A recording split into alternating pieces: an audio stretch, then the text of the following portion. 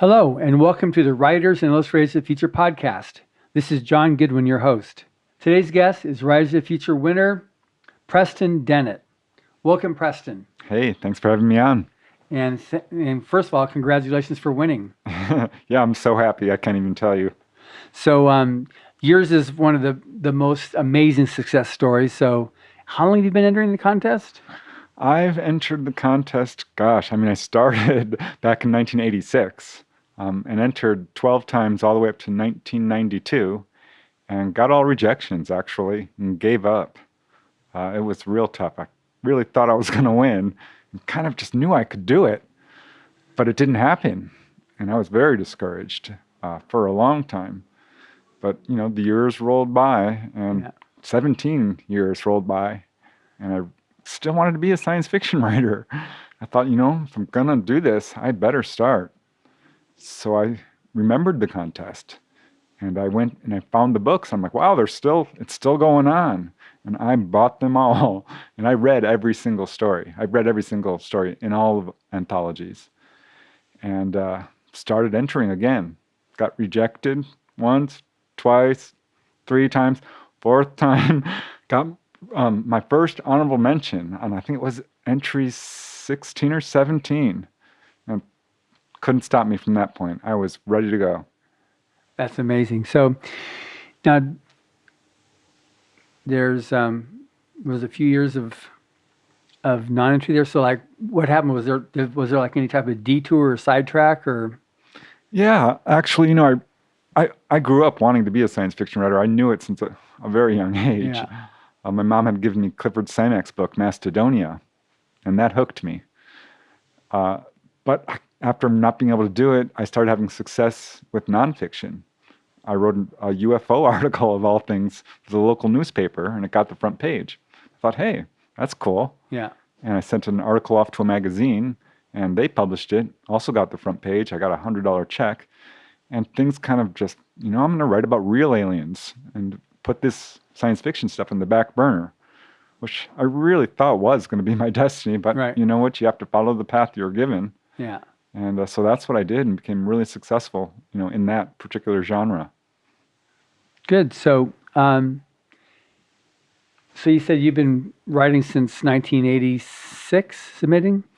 Yeah, I saw the first book in the bookstore, the Writers of the Future book, and Is that how you found out about it? That is, yeah. And I picked it up. I'm like, wow, this is a really cool contest. It's anonymous, open only to amateurs, and that's why I was super excited about it. Right. And I found about it.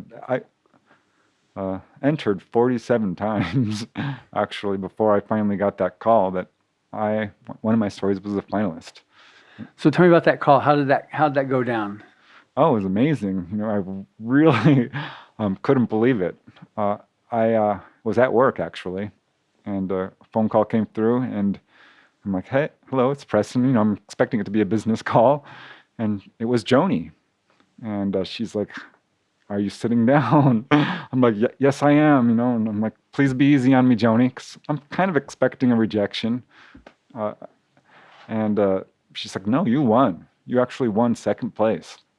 And I screamed out loud. My boss comes running in. He's like, what's wrong? I'm like, I'm going to need a week off next year because I just won this huge contest.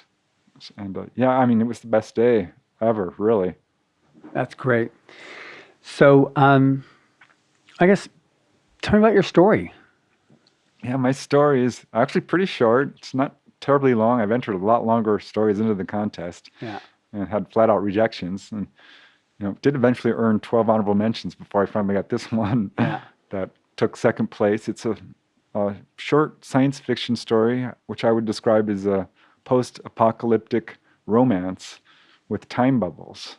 It sort of takes place in a world that's worn out a little bit. There's a lot of aggressions. There's been a nuclear holocaust when suddenly these time bubbles appear.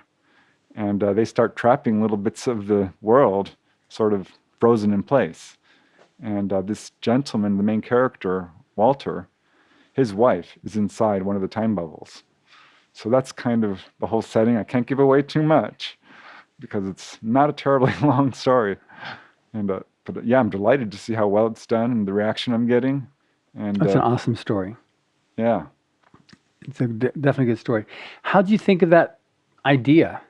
I mean, that's you talk like time bubbles, like it's something I should know about. Yeah, they're in time bubbles. Like, so how'd you come up with this? Right. Well, I'm a huge science fiction fan, and time travel, time variations is a huge theme in science Uh-huh. fiction.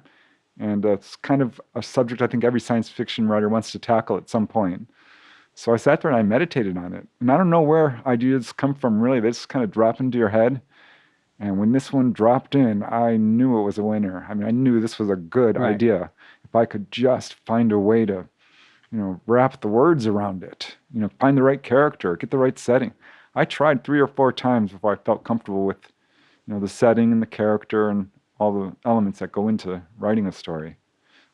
But I knew I had a good idea. Yeah. If I could just make it work. It was an awesome idea. Totally fresh, which is one of the key ingredients of success for writers of the future is fresh ideas. Yeah, and I knew that, Yeah. from reading all the books. I love the stories in the volumes. They're, I think, among the most unique out there. Mm-hmm. There's something that's just really quirky about them, really, like you say, fresh, different. They're just good. I don't know how else to describe them. They're all Yeah. really good, whether it's, I like fantasy and science fiction. I like all tropes, so I'm kind of easy to please in some ways. Yeah. But those books, man, there's not a dud among them. So in terms of for an aspiring writer, what's the advantage of reading the stories in the books? Oh, there's a lot of advantages.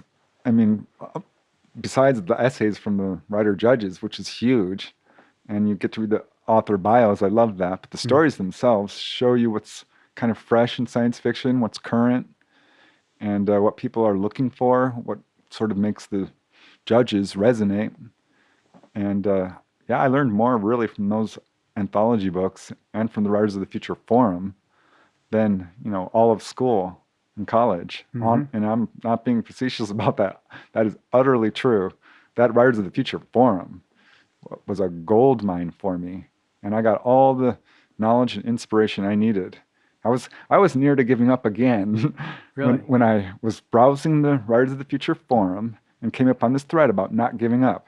Because I couldn't get past the honorable mention barrier. I'm like, I want a semifinalist. Yeah. I want a silver. Come on, I want to be a finalist. What am I doing wrong? And came upon this sort of about not giving up.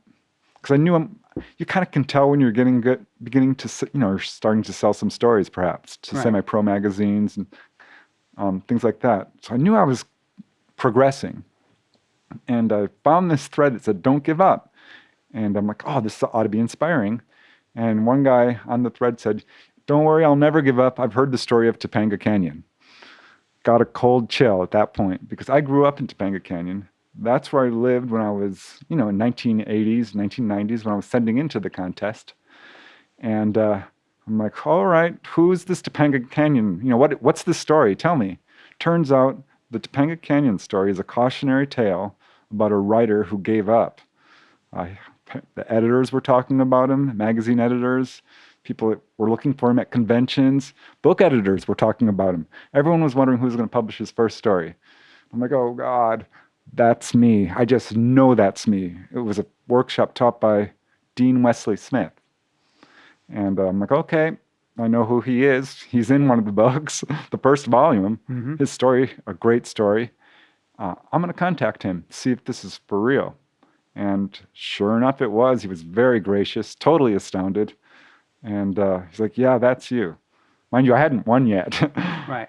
And here I am finding out I have this secret identity almost, like I'm a superhero and didn't even know it. And it was great news. I mean, I was so happy to think that, gosh, my stories were good. And I didn't even know it. But I was also devastated because I'm like, God, I was there. I was there at the end of the road. And I gave up. So that really gave me the inspiration I needed to keep going. And boy, when I won, first thing I did was I contacted Dean Wesley Smith. And I'm like, I've got an ending for your cautionary tale here about Topanga Canyon. I won second place. So knocked his socks flat off. That's great. That's really, really good. That's an amazing story. So, any particular major influencers in your life as a writer?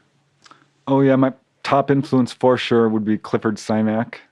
He was the first guy. I'm 14 years old. I read all his books, and that was followed, of course, by Heinlein and Isaac Asimov and Arthur C. Clarke, the big three. Robert Silverberg, Roger Zelazny. I loved them all, really. I lived and breathed science fiction for years and still do. But definitely, I'm kind of really into that classic adventure sci-fi that, like Heinlein. And I like Simak's stuff. His is the best. That's great. That's great. So, what can we look forward to in the world of science fiction? What can we look forward to from you in the future? Well, I've sold a bunch of stories already to a wide variety of semi-pro, a couple of pro magazines, and I'm not going to give up on that. I love short story writing. Just sold another one, so I'm happy about that, to a pro-level magazine, and I got others sent out. But I'm really wanting to transition to novels, because that's really what my dream has always been, and I've got a couple started. I really want to do it right the first time. Yeah. So I'm a little nervous about it because I haven't written any novels.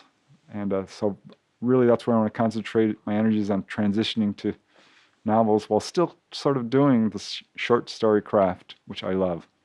Good. Now this coming week, what are you most looking forward to? I'm looking forward to all of it. I really honestly am. I love meeting the other writers. I'm super excited about that. Giving my speech, seeing my trophy, all of that stuff. But mostly seeing my story in that book.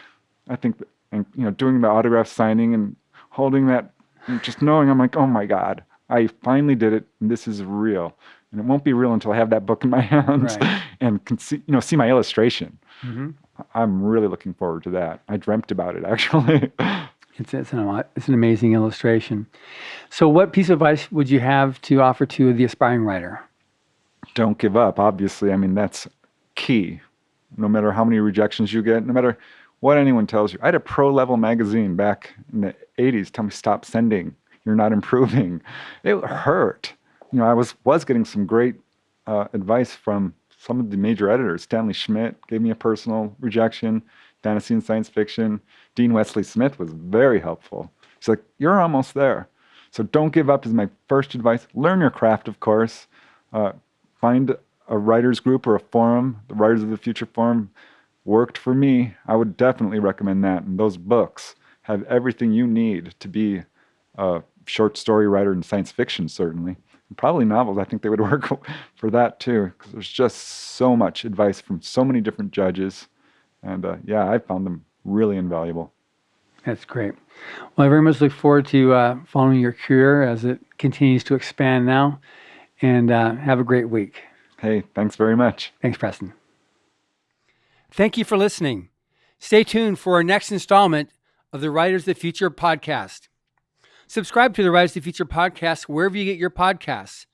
Writers and Illustrators of the Future are contests created by L. Ron Hubbard to provide a means for the aspiring writer and artist to be seen and acknowledged. It is free to enter and open to new and amateur short story writers and artists of science fiction or fantasy.